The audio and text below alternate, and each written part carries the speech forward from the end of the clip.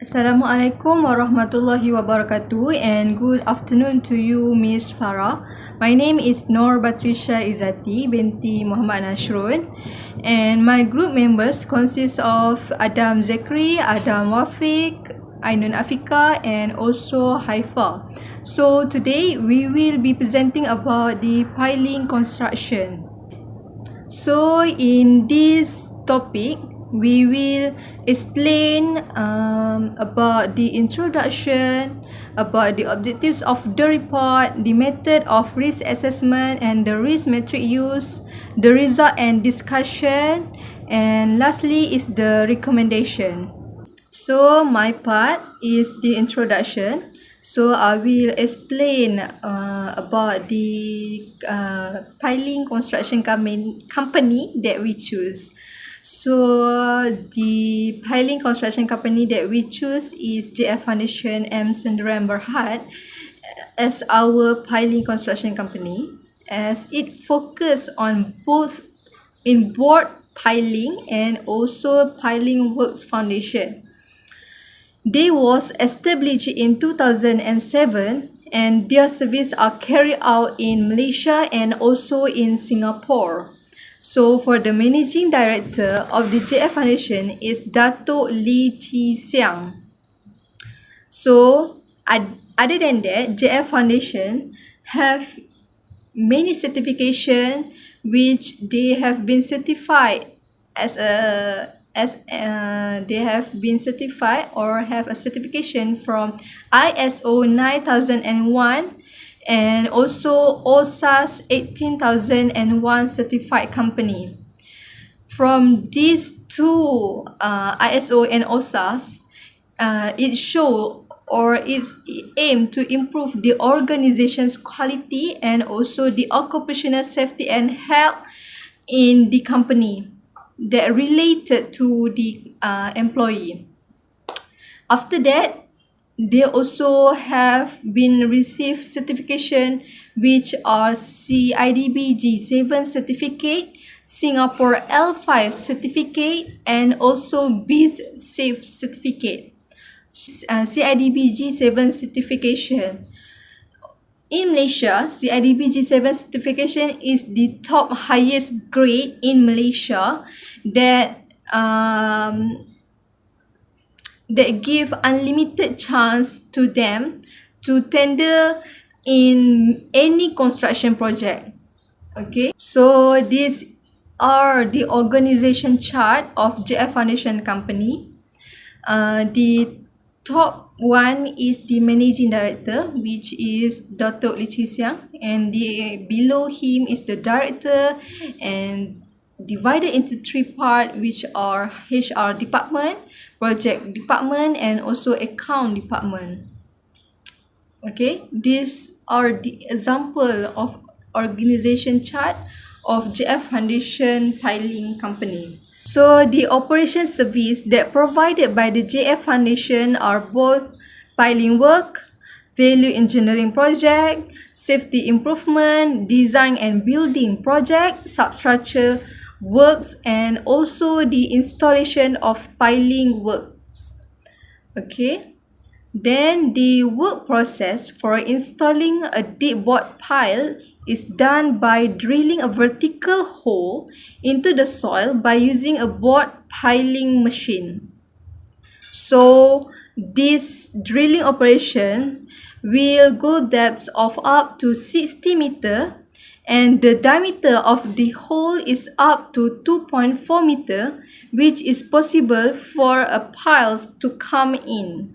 After that, they will put a temporary steel cylinder into the soil as it is a part of a drilling process. Then, after the hole is done, a structure of reinforcing steel will built and lower into the hole and filled with a concrete. So from this installation of deep board pile, JF Foundation also offered installation for temporary sheet piling, which use vibratory pile hammers machinery. These are two examples of the mega project that they have been done. Two mega project that they have been done in Malaysia, which worth almost 15 million ringgit.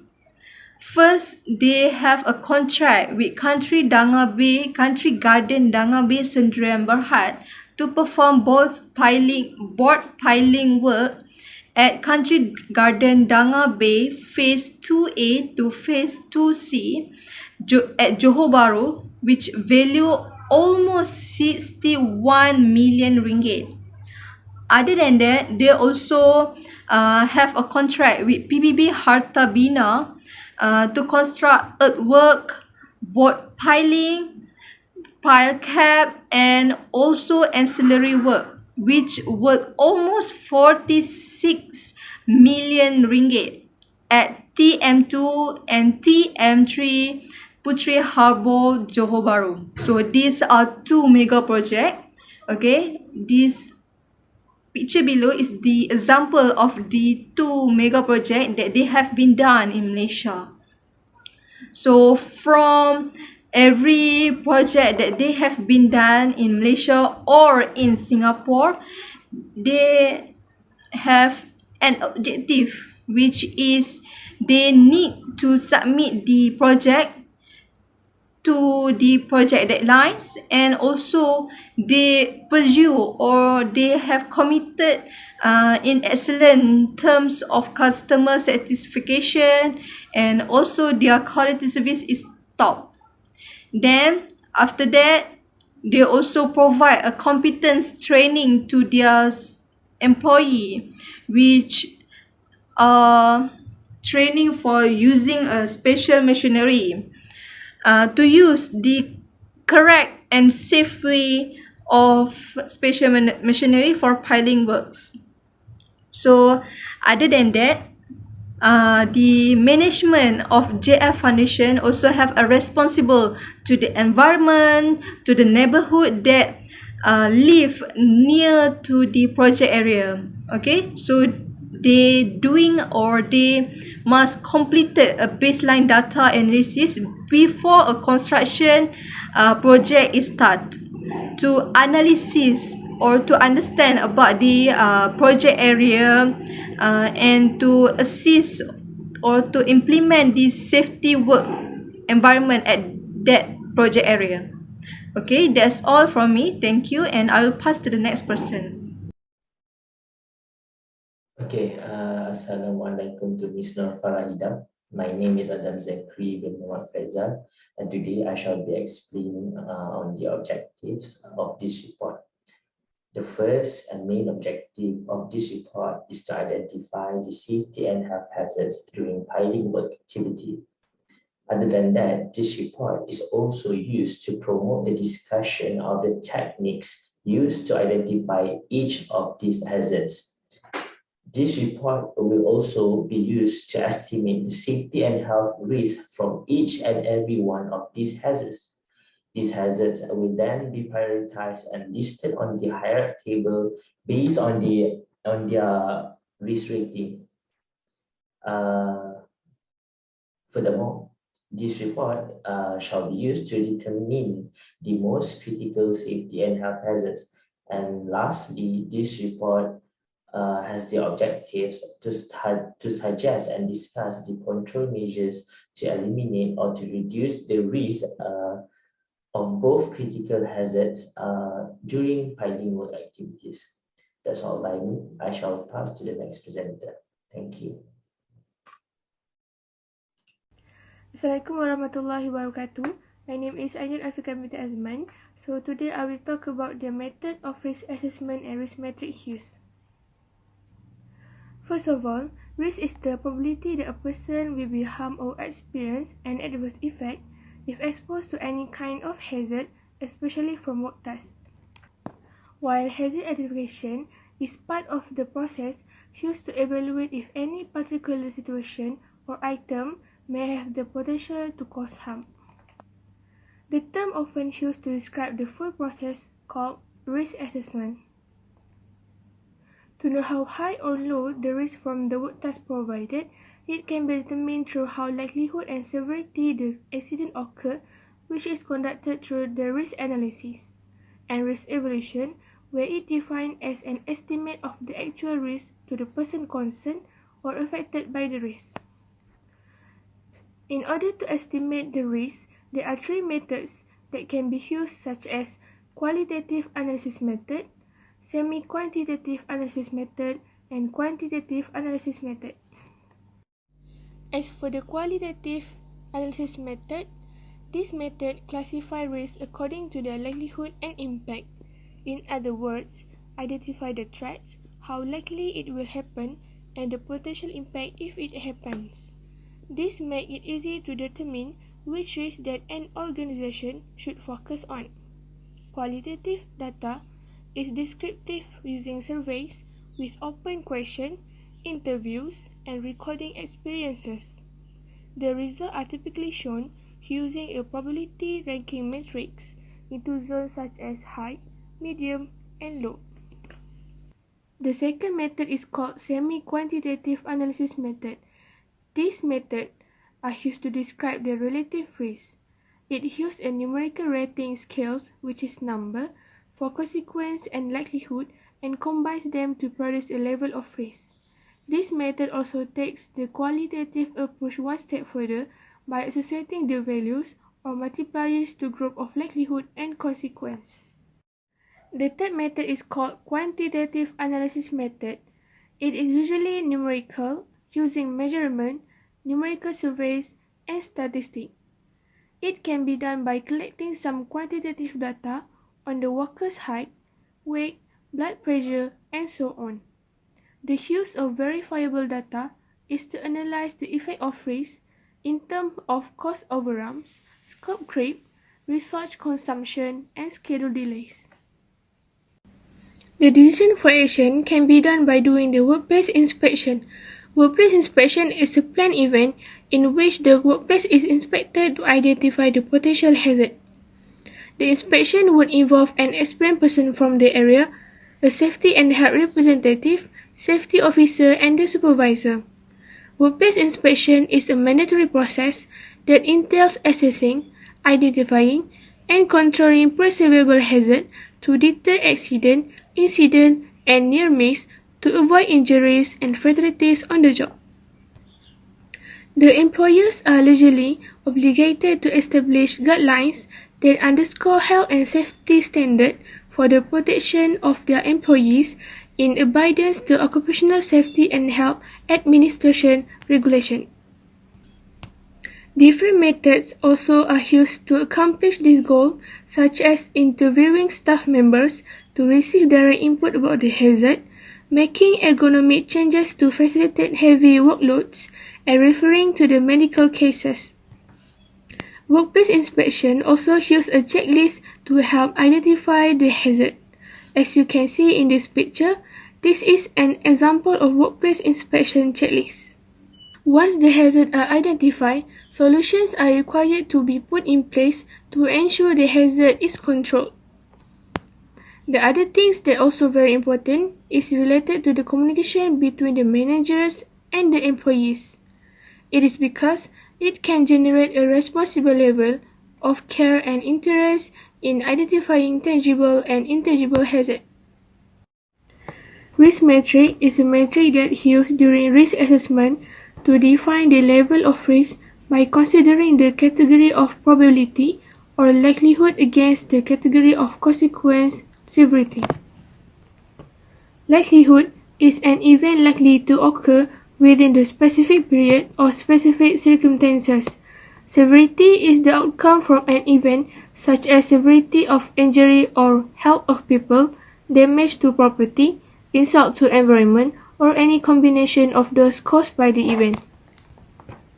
These pictures show the risk metric table, description of each level of risk, which consists of high, medium, and low, and the description of likelihood, and the description of severity. The decision for action can be done by doing the workplace inspection.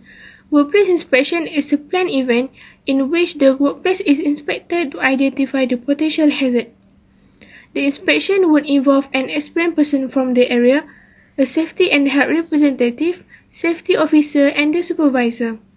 Workplace inspection is a mandatory process that entails assessing, identifying, and controlling perceivable hazards to deter accident, incident, and near miss to avoid injuries and fatalities on the job. The employers are legally obligated to establish guidelines that underscore health and safety standards for the protection of their employees in obedience to Occupational Safety and Health Administration regulation. Different methods also are used to accomplish this goal, such as interviewing staff members to receive direct input about the hazard, making ergonomic changes to facilitate heavy workloads, and referring to the medical cases. Workplace inspection also uses a checklist to help identify the hazard. As you can see in this picture, this is an example of workplace inspection checklist. Once the hazards are identified, solutions are required to be put in place to ensure the hazard is controlled. The other things that also very important is related to the communication between the managers and the employees. It is because it can generate a responsible level of care and interest in identifying tangible and intangible hazards. Risk metric is a metric that used during risk assessment to define the level of risk by considering the category of probability or likelihood against the category of consequence severity. Likelihood is an event likely to occur within the specific period or specific circumstances. Severity is the outcome from an event such as severity of injury or health of people, damage to property, insult to environment, or any combination of those caused by the event. These pictures show the risk metric table, description of each level of risk, which consists of high, medium, and low, and the description of likelihood, and the description of severity. Bismillahirrahmanirrahim. Assalamualaikum warahmatullahi wabarakatuh. My topic is about result and discussion. For the first page is about hierarchy table. Hierarchy table work activity involves pile driving operation. As for the hazard is long time exposure to noise. It may cause hearing impairment to the worker. There is no existing risk control. There is 5 likelihood, 3 severity, and the total is 15 as for the risk. There is 4 types of recommendation control measure involved, which is elimination control. The employer must eliminate a process that creates a source of loud noise from the work process. As for indirect control is installation of temporary noise barrier wall in order to maximize noise absorption. Release by the construction process. As for the administration control, the employer must make sure that the workers who are involved near the loud machine noise are wearing an appropriate PPE and also follow the other measure provided. The site safety supervisor also must conduct a toolbox talks before starting the work every day, and the site safety supervisor also must ensure the validity of permit to work. And lastly is about PPE.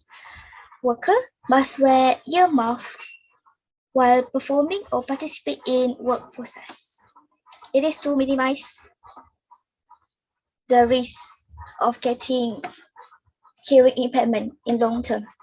As for person in charge, involved is engineering, site safety supervisor, and employer.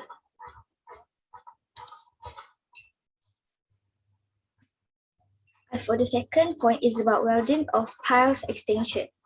The hazard is involving of fire spark, which can cause fire and explosion. There is 9 existing risk control. As for the likelihood is 2, and the severity is 5 because there is an explosion. The risk is 10, which is medium. And as for the control measure, there is evolving of 2, which is administration control and PPE. For the first point is implementation of housekeeping in the work site in order to keep any flammable material away from the working place. Second point is about safety briefing or toolbox talks before starting any work process. The third is about site safety supervisor monitoring the process in order to prevent any accident occur at the construction site. And the employer must make sure only competent welder with valid certificate, which is hot working permit, is allowed before any work process carried out at the site to prevent an accident from occurring. And lastly is about daily inspection of hand tool must be performed to prevent any defective tool or damage is happen before it was used by the welder.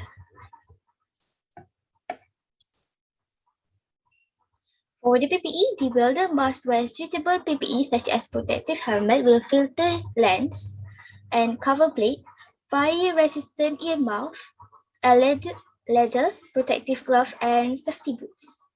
And the welder must also wear suitable clothes such as high neck clothes or fire-resistant clothing to prevent it from being burned during welding activity. Person in charge is employer and site safety supervisor and also the welder itself. Or the third point is about lifting of pile material. A hazard is unmaintained of crane can cause injury or property damage. Likelihood is 2, severity is 4, and the total of risk is 8, which is medium. And risk control involved in 2, which is administration control and PPE. For the first point is daily inspection of crane in order to maintain the crane in good condition. Ensure only valid PMA of the crane issue is allowed to be operated inside.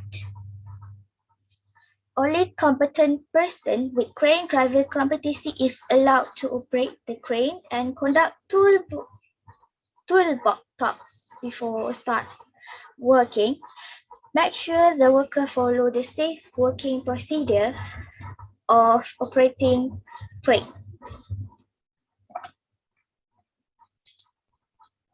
And ensuring the load to be lifted is not heavier than the list permitted in the lifting plan, which was conducted before any work of lifting loads is performed. And inspection of overloading warning device on the crane in order to make sure that it is fully functioning. And lastly is PPE.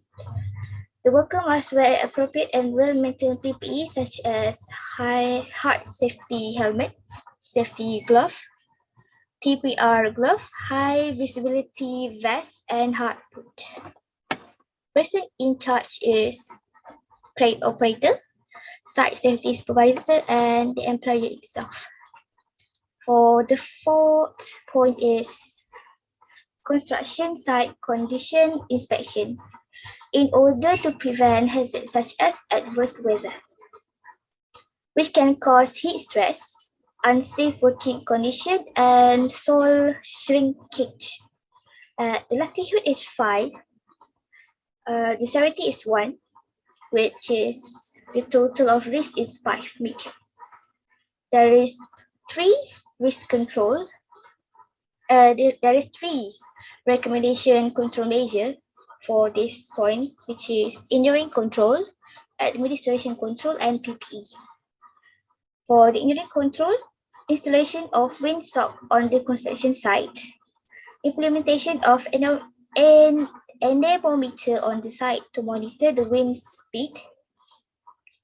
For the administration is ensuring the daily monitor weather forecasts, providing shelter or break spot in order to minimize the worker exposure to the sun or the rain. Ensuring the workers are fully trained for the situation in order to guarantee that they are able to act if there is any accident occurrence at the workplace. Ensuring all equipment was placed in a safe and preventing any falling or damage occur due to heavy rain or wind, such as crane, the material. Employer and site safety supervisor must cooperate in order to provide and educate safe work procedure and SOP for the worker to follow during their performing activity at the construction sites. And lastly is the employer must make sure all the workers wearing appropriate clothes to prevent heat stress. And PPE, and also they must wear an appropriate PPE such as safety boot during rain to prevent muddy ground. And person in charge is employer, site safety supervisor, and the worker.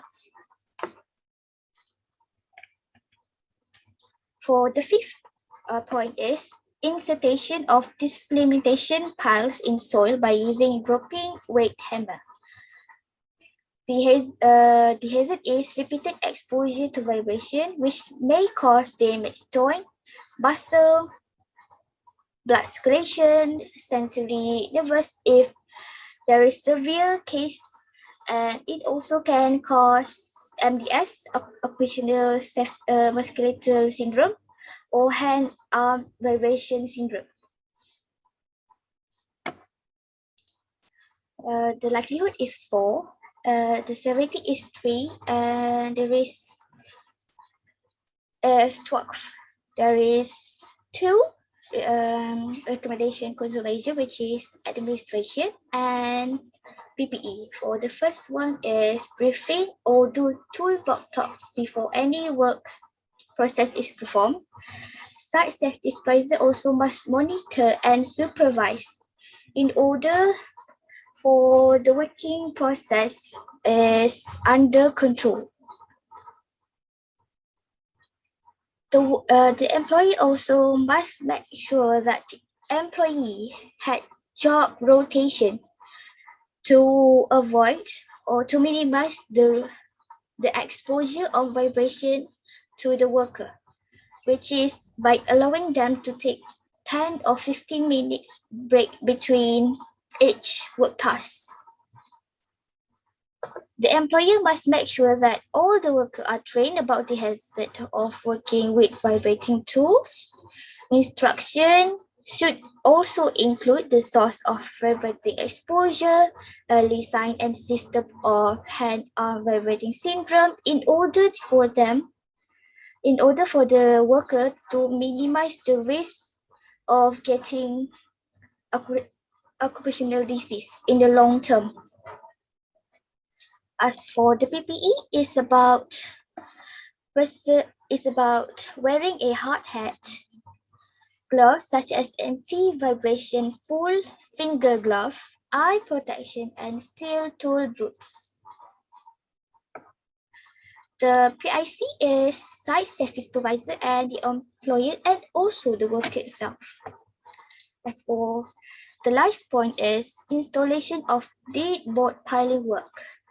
The hazard is contaminated groundwater with hazardous substance, which can cause health issues such as dermatitis, acne, and hives. The likelihood is 2. The severity is also 2, and the risk is 4. There is 2 recommendation control measure, which is administration and also PPE.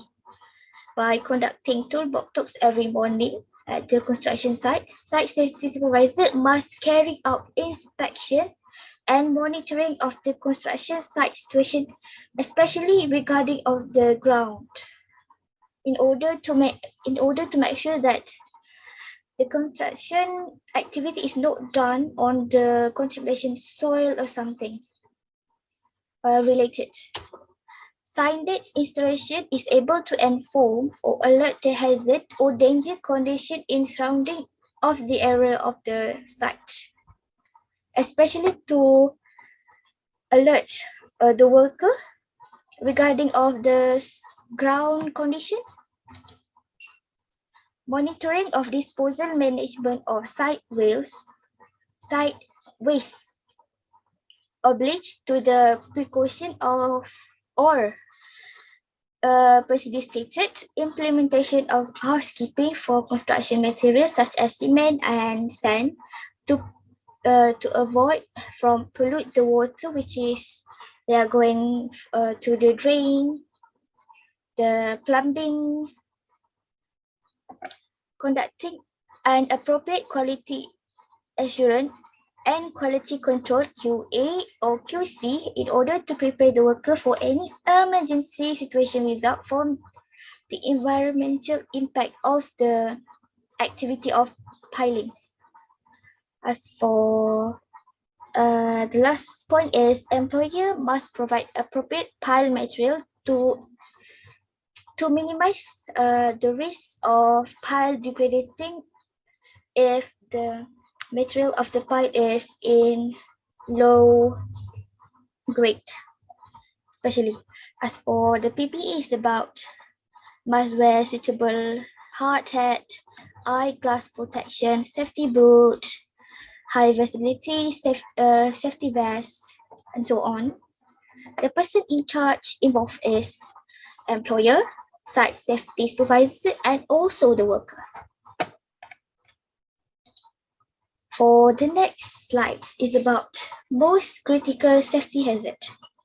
I choose the long time exposure to noise because based on the statistic in 2012 until 2014 is about 1,047 cases of noise-induced hearing loss and IHL were reported in Malaysia, which there were about 499 cases were known to be associated with the construction industry in Malaysia itself. Therefore, JF Foundation Center Berhad faces a dangerous condition caused by the noise exposure in their daily operations, especially the piling driving of construction. This is because the noise exposure produced by the construction noise is between 80 until 90 dBA range, which is as for the normal range or the appropriate measure that human can hear is between 85. Therefore, we can conclude that construction noise really create a hazardous noise exposure that can cause sometimes it can cause immediate pain, and it can lead to the long-term hearing effect such as hearing impairment. Okay, for the piling driving operation is known as one of the noisiest construction activity. This is due to the noise exposure generated, which is nearly 100 dBA from the noise monitoring only 5 feet away, which is really exceeding the normal exposure limit that was stated by the law. Okay, this can cause or can increase the tension and stress due to long-term exposure and cause human disturbance. And the noise exposure also issue can also the noise exposure issue is remain uncontrollable. It cannot be solved unless the process is able to eliminate or minimize. It just can minimize the risk of the noise exposure to the worker, but it cannot eliminate the noise, the hazard itself. As even though various prevention approaches has been done in place in order or only to reduce occupational noise exposure by the industry of construction. Therefore, several prevention methods have been strictly implemented in order to minimize the risk. Thus, the risk shall remain occurring. Okay, its goals are to remain focused to ensure the safety and the well-being of the construction site. If we cannot eliminate, we can reduce, or we can just reduce and make sure the worker safety and also health is protected. For the next slide is about for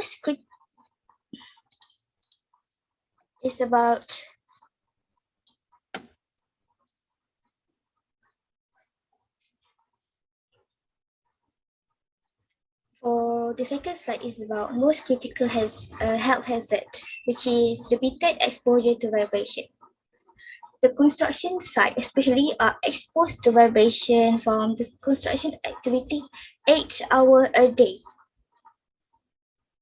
Between that, they will take around 1 hour break between each shift, and the worker especially are exposure to high level of vibration from the operating of machinery that can cause adverse health effects. For example, by operating a crane or dropping a weight hammer, which lead to either hand-to-arm vibration or whole body vibration while performing the work activity.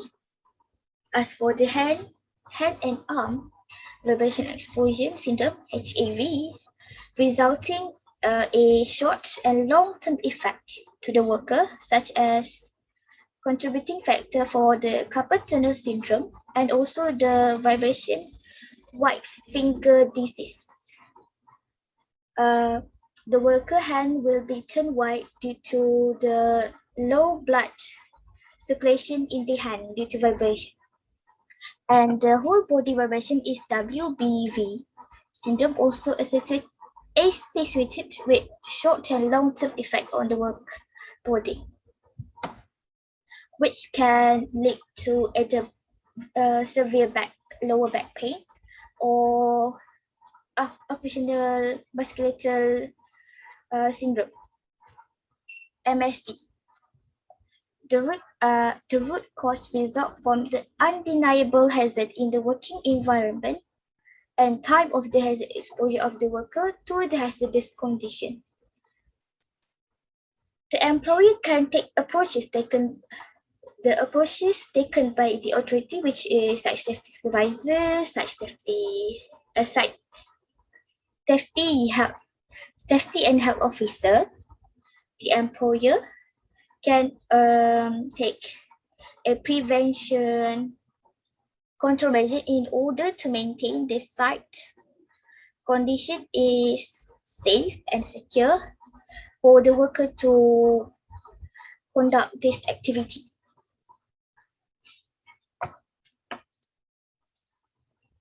As for the next slide is about the impact of the most critical safety and health hazard to the organization.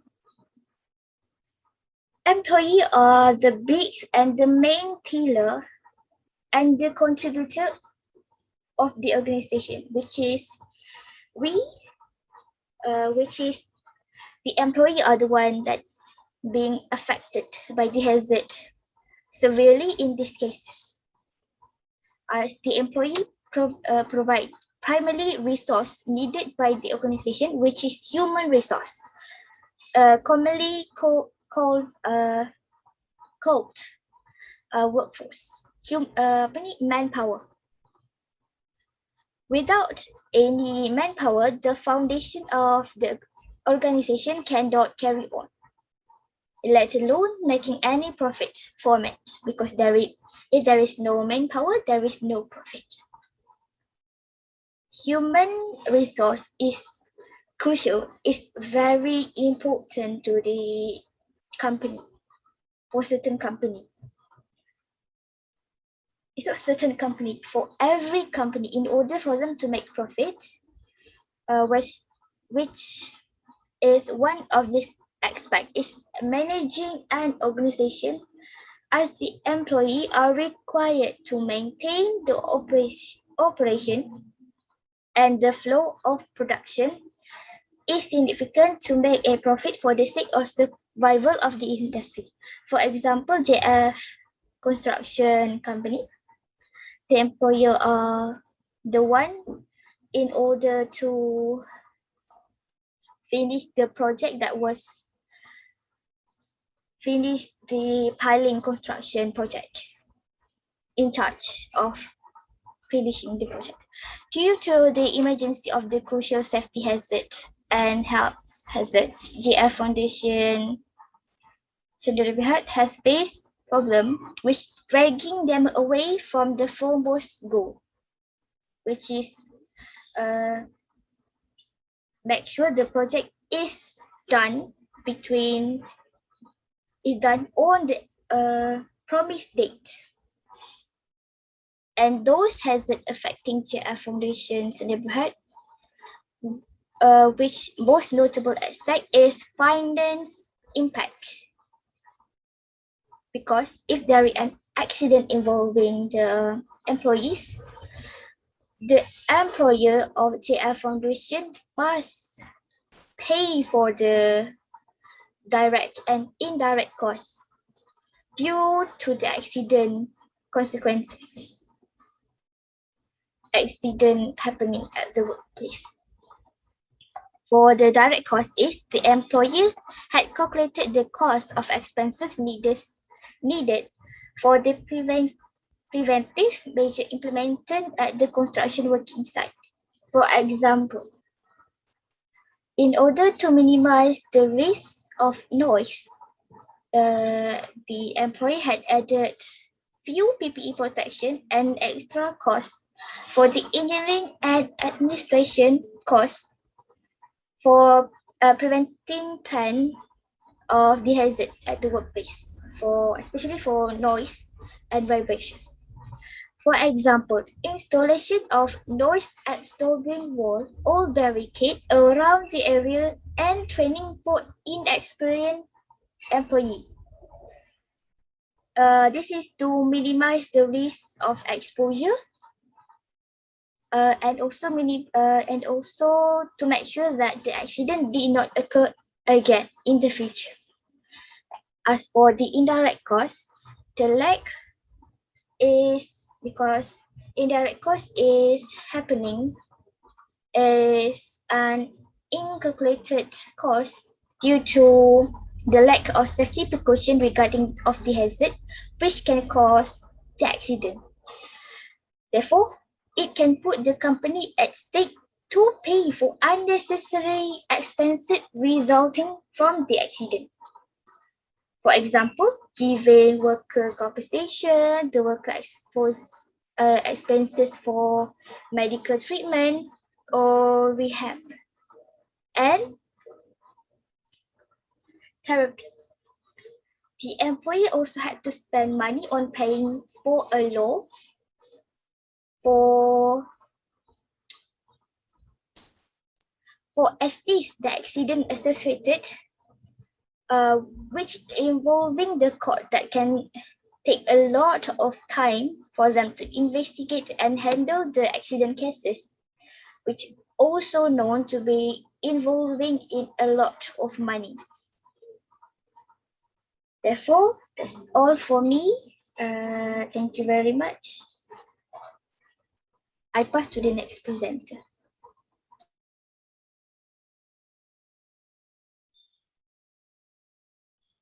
Assalamualaikum warahmatullahi wabarakatuh. Hi, my name is Rosli. I would like to do one presentation about recommendation measures in piling activity.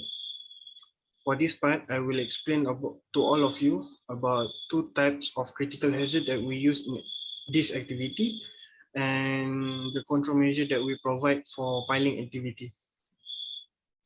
For the first point is critical hazard.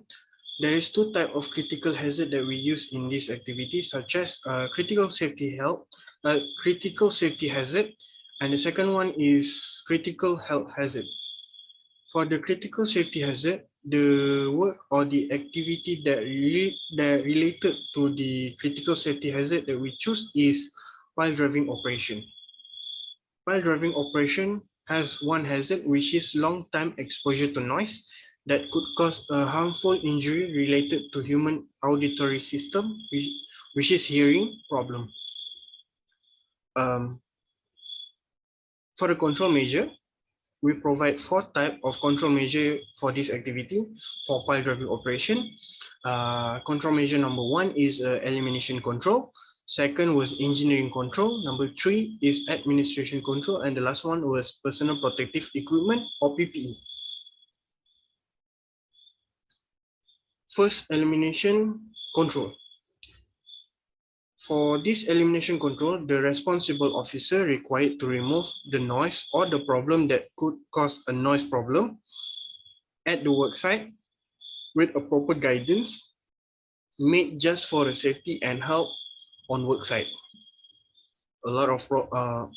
Second is engineering control, which is the responsible officer like site safety supervisor or safety and health officer required to do one major installation on a system, such as like temporary noise barrier wall installation to maximize the noise problem or the noise pollution that created during the construction process. The control measure number three is administration control, which is the responsible officer required to remove the unnecessary worker from the work site. The unnecessary worker at the work site means about the worker, which is the extra worker, which is don't have any function at the work site.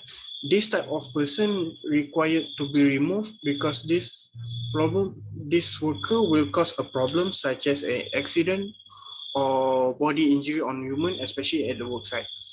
And if this accident happened, it could cause a lot of problem, especially for such as a delay of work, and the company will spend a huge amount of unnecessary costs just only to fix the problem that caused by the extra worker. The last control measure was personal protective equipment, which is PPE. The responsible officer, such as a site safety supervisor or safety and health officer, required to advise the employee to always wear a personal protective equipment while working. The suitable personal protective equipment for this activity was earmuff. Earmuff has a function to protect the ears from any type of problem that caused from the noise at the workplace.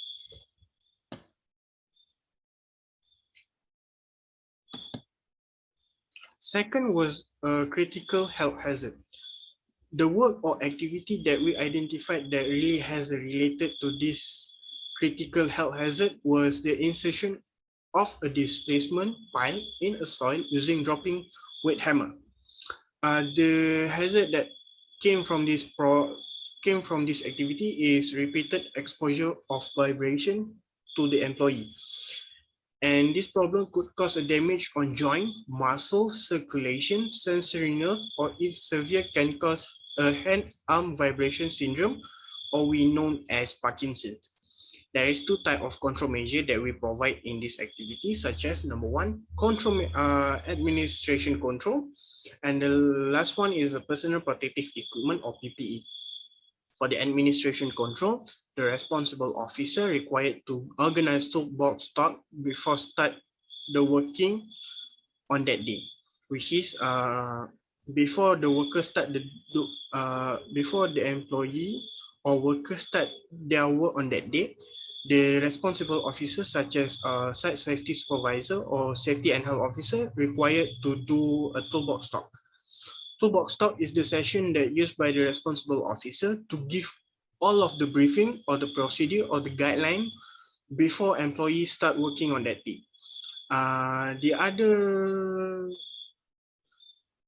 other solution that can provide in administration control was job rotation. Job rotation is important because it was a systematic movement or the management of the employee from one job to the other within the organization, especially to prevent pressure or stress on the worker itself. Last control measure was personal protective equipment, which is PPE. The provision of wearing personal protective equipment is necessary to all workers to avoid and reduce the risk of the hazard that came from the workplace. Every lack of personal protective equipment need to be solved immediately by the responsible officer before give a permission to the employee to start the work. The personal protective equipment that required to be used by the responsible by the worker on this type of work site or work activity is hard hat or other terms named as safety helmet. Second was eyes protection, and last one is glove, hand gloves like anti-vibration full fingers glove.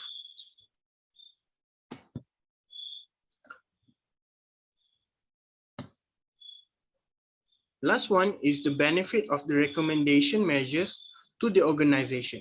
There is 5 benefits that we get from the control measure that we give in the previous activity, such as number 1, the responsible officer being able to identify the risk or the problem on every job task involved to the worker at the work site, especially in piling activity work site. The second one is it's help the responsible officer to mitigate the unnecessary method that could be a risk to the worker at the work site, especially in piling work site. The benefit of the recommendation number 3 is it's help the responsible officer to comply with a suitable regulation and law based on the guideline given by DOSH or FME to improve the working system at the worksite, especially in piling worksite. The benefit of the recommendation number 4 is the control measure that have been used in this activity help the responsible officer to reduce the risk of the hazard at piling worksite. And the last one is it's help the responsible officer to manage and provide a suitable plan or suitable plan as a prevention measures if the accident happen to the worker at the worksite, especially in piling worksite. So based on that slide and presentation, that's all by me. Thank you and Assalamualaikum.